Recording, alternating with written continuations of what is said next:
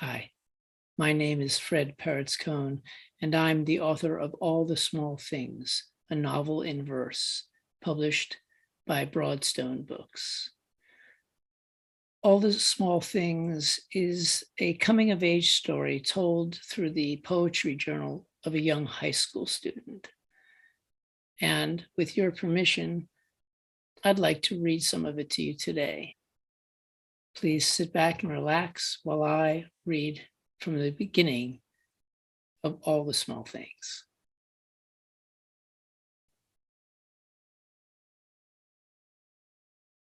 First semester. Portrait of my father before I was born. In a dark wood frame with a gold thread running through it, my father's portrait hangs on the wall leading upstairs. He stands, arms folded across his broad chest, and wears a thick sweater the color of the autumn leaves in the trees behind him. My mother must be taking this photo, the way he smiles right through the lens, almost laughing, his eyes so full of love that he must see me too, beyond the dark frame and the gold thread and the seasons. Tower on the left. The first week of school, Mrs. Ellis gathers the class in a tight circle around her desk. During the summer, I had the pleasure of reading some of your fine work from last year, she says, and I am excited to offer you these new journals. Ms. Ellis smiles and points to the two stacks of marble composition books in front of her. By last name, A to L on my left, M to W on my right. We have no X's, Y's, or Z's this year. Please find the one with your name on it, she says, and hands me the top journal to her left. On a yellow sticky, she has written in purple ink, "To Martin Adler, for all your dreams." And on the inside front cover, there is a poem. She asks us to write every day, even just good morning or good night, to write without worry, without erasing, to write, write, write. And this is the poem on the front, inside the front cover of Martin's poetry journal. And he includes it here among his poems, entitled This Year. And this is by his teacher, Yolanda Ellis. This year, create. And if it's from your heart and makes you laugh or cry or cringe or smile or sigh, it can be about anyone, anything, any place, any time. A lost tooth, a flower, a mountain, a dream, a stranger, a friend. If it's true to you, it can take any shape. A song, a story, a drawing, a dance, a garden, and show up in any way. How you walk, how you make your bed, how you decorate a cake. It can be the cake. If it's true to even just one small part of all you are, then there's beauty in it and poetry.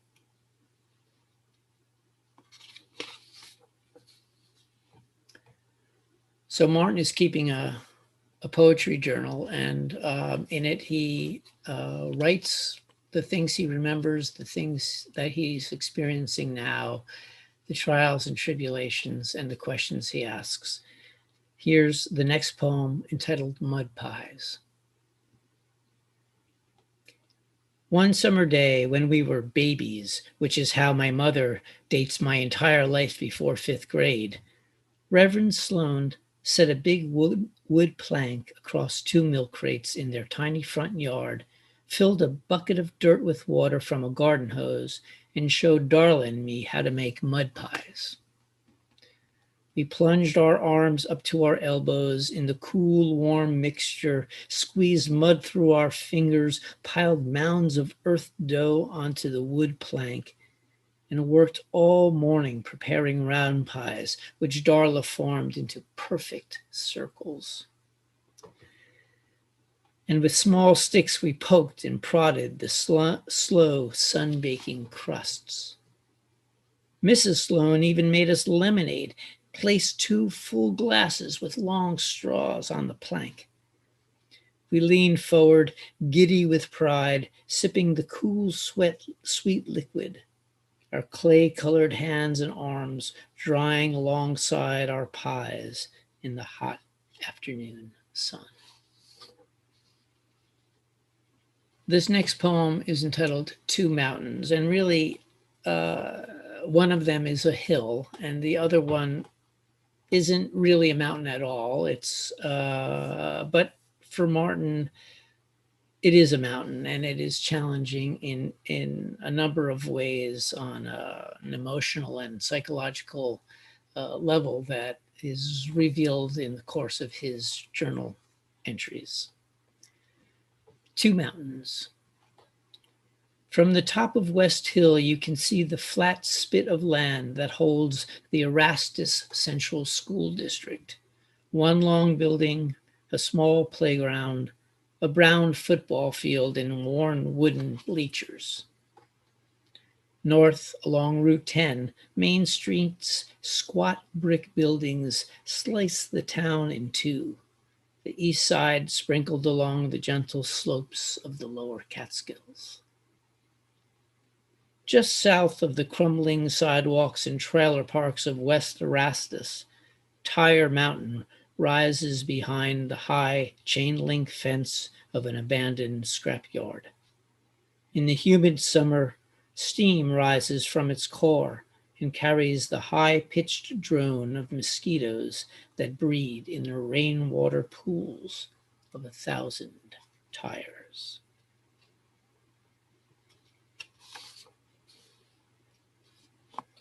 A number of the poems in Martin's poetry journal, 14 of them to be precise, use titles of well-known books, mostly children's picture books, but a number of other books. In this case, the title comes from a beautiful story by Vera B. Williams, which was published in 1982, called A Chair for My Mother. A chair for my mother. Sprinkled with afternoon light, a brown and tan crocheted blanket hugging her knees, Shakespeare's sonnets face down on her lap. My mother dozes in the pink recliner.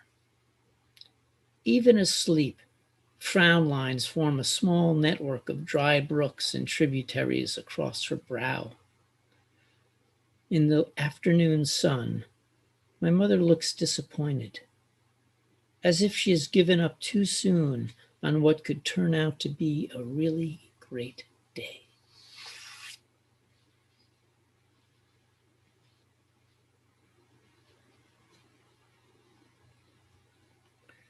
This next poem introduces a different type of poem, which is the lesson plans that his teacher, Yolanda Ellis, offers to her class. Structurally, they allow for, obviously, for Ms. Ellis's voice to come through his journal writing, and also to introduce elements in her class lessons that Martin uses, as well as the rest of the class, to write about, and also to kind of get through their class requirements. And by the way, how do these get into Martin's poetry journal? I'm not quite sure. Perhaps they're handouts and he staples them into the journal, or maybe he just writes them down from memory. And this is all in the voice of his teacher, Yolanda Ellis. Lesson: Identity Artists. Memory is slippery and unreliable, but without it, who are we? We are memory vessels. Even now, you hold memories that no one remembers or will ever remember. How much do we know of the merchants and farmers and the parents of Babylonia? What stories can we tell of the children of ancient Egypt or Greece or Rome or the kingdoms of the Mayans or Incas or Aztecs? And these are empires. What about those they forced into servitude? As artists, which is to say, every one of us, our task is to listen and spend time with our own stories, because memory is identity. It is the how, where, and when of who we are. And memories change when we speak them and when we write them down. But their accuracy is less revealing than the truth of what we choose to remember. And even that changes over time. Like dreams, like all history. So do not shy away from what's uncomfortable, but start with what is sweet and pleasant. And remember that in all your dreams and all your stories, there is you.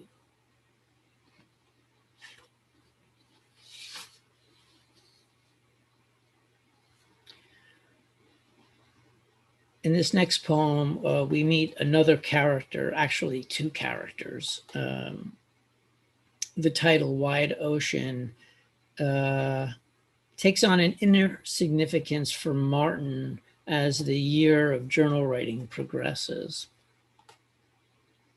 Wide Ocean. When we skidded across the ice and no one spoke until Mr. Clare at the helm guided our giant yellow ship onto the safe shoulder. A cold harbor in a frozen sea, and everyone cheered. I knew, even then, in first grade, Bus 11 was the best bus. And when the warm wave of his wide ocean eyes washed away our trembling, row by row, seat by seat, kid by kid, I knew Mr. Clare was the best bus driver.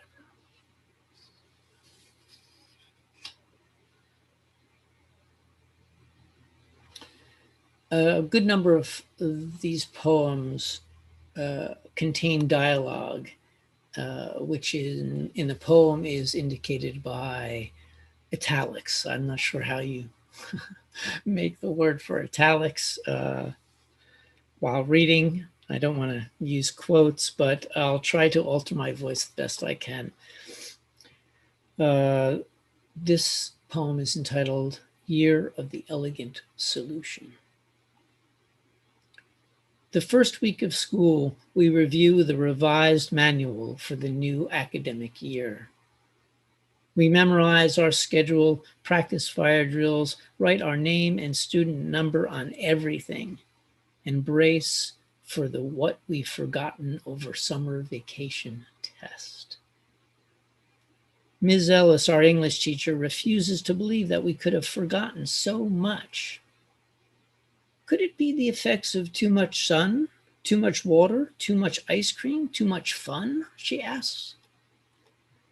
There is a simple answer, she says, and the simple answer to a stubborn problem, if it is correct, is often an elegant solution.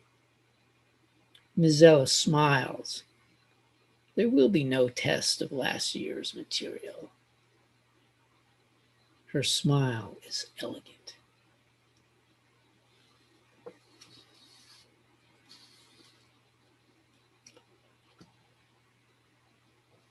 The Singing House. Music pours from the house next door. Darla and Mrs. Sloan play piano. Baby Elijah bangs a drum too loudly, and above it all, the warm, round baritone of the Reverend soars. Church hymns, folk songs, Broadway show tunes. The Reverend bubbles with song. the song of smiling and shaking hands, the song of shoveling snow and mowing the lawn. Darla knows all the old songs, generations of songs. The whole house sings.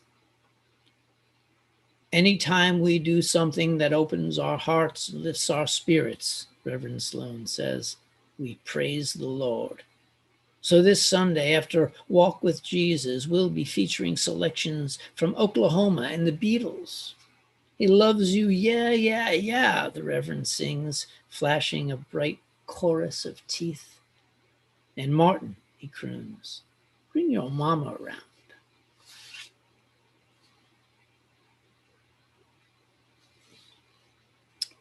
Here we get introduced to a feature of of Martin's house.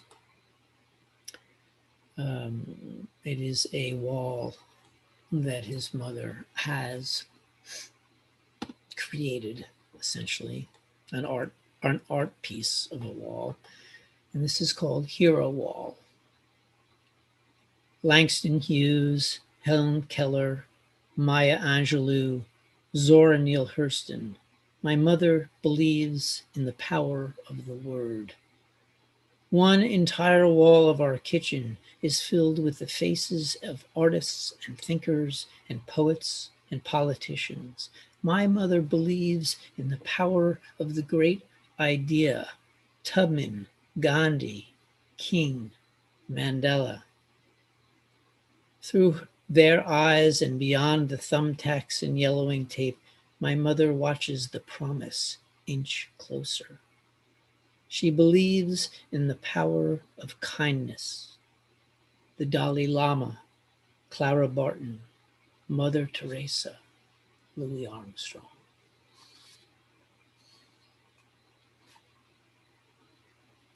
Learning to crawl. In her backyard, Darla walks like she's already practicing for graduation, tracing a slow, long oval around her baby brother Elijah. Who taught you to walk like that? I ask, interested more in her smile than any other response. My Aunt May, Darla says, hands clasped, head tilted down, eyes almost, maybe, closed. Mother used to tell anyone who'd listen how I never crawled as a baby. Darla went from sitting to walking, she'd say, and shake her head. Darla takes one slow step, then another, heel, then toe, left, then right. Aunt May is a peace walker. She walks around the world. Every step she takes for peace. I watched Darla take one slow step, and then another, and another. I have her walk, she says, smiling.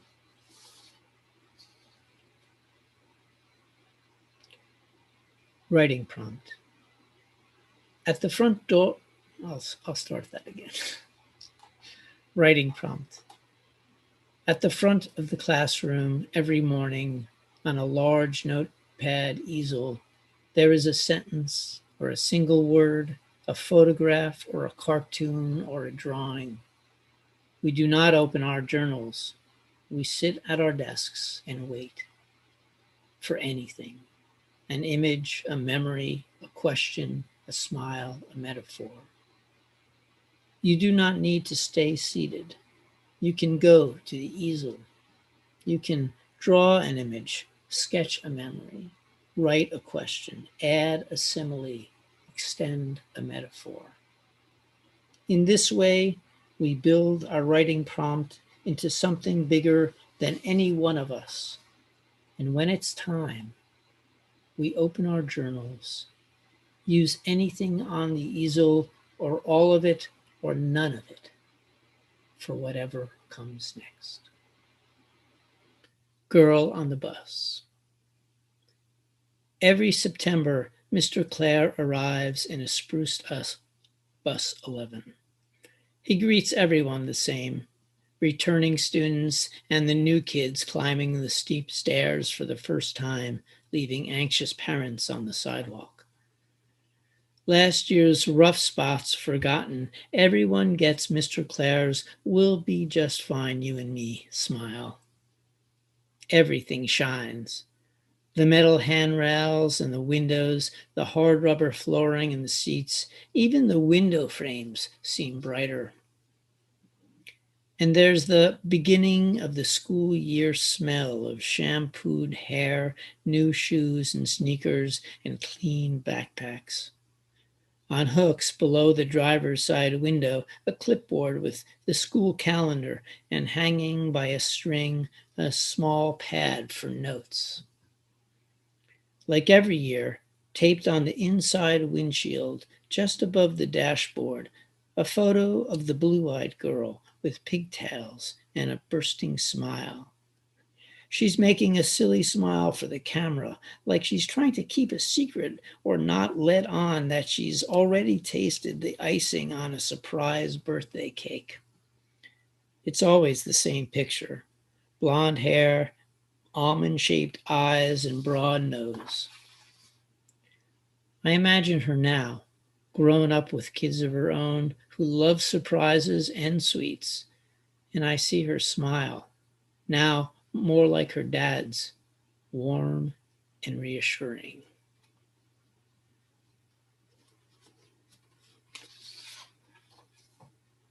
My favorite book. The only thing my mother loves more than reading is seeing me read. And when I feel her smile wash over me like a warm summer breeze, even though she's supposed to be reading too, any book becomes my favorite. Of everything she reads, Mom loves biographies and slim volumes of verse best. Spy novels and science fiction are her vacation reading. The really good stuff, she says, is in poetry and people. Time for just a few more poems. In this next poem, we're introduced to another character who, for Martin, is a very wise being and from whom he has a lot to learn. The dog next door. Cleo lives with the Sloanes, but it's Darla who feeds and brushes her and sends her on her special missions through the doggy door in the fence separating our yards. Last week, Cleo returned a garden glove, and yesterday placed the other one on the single stair leading up to our back door.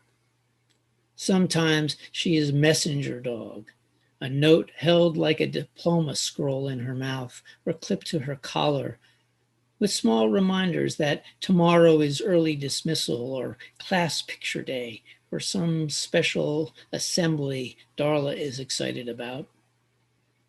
Cleo is Darla's dog the way anyone can ever belong to anyone else, the way baby Elijah belongs to Cleo. So I pretend that Cleo is really my dog on loan next door. And between us, we know it's a temporary assignment until Elijah starts walking and Darla marches off for peace.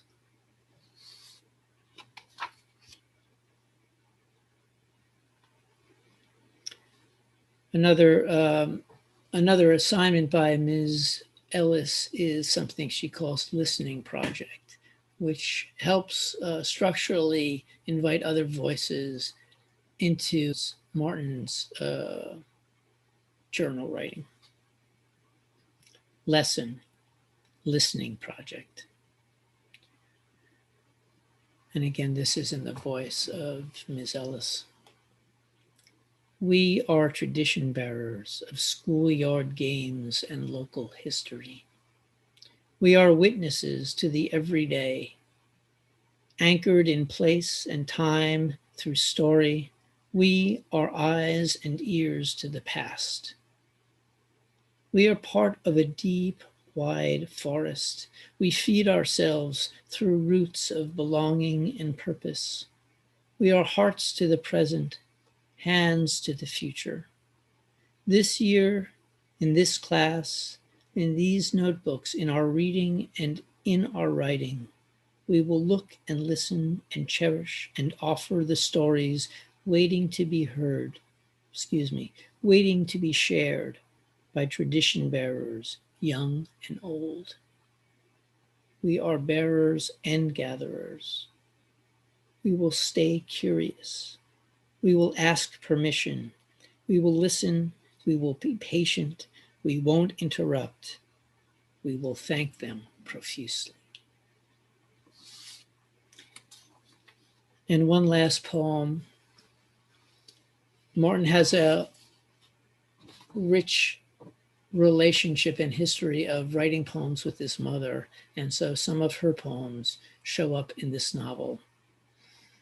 So this poem is by Martin's mother, Pamela, and it's entitled Good Lane Lullaby.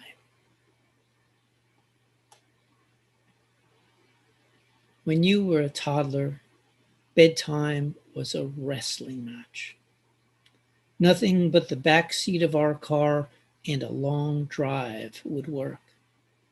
So I'd wrap you up and head out and sing every song I knew. Always in our lane, floating through time, searching for the intersection of Martin and sleep. Thank you. I hope you've enjoyed this reading from the beginning of All the Small Things. And I hope you'll want to own a copy.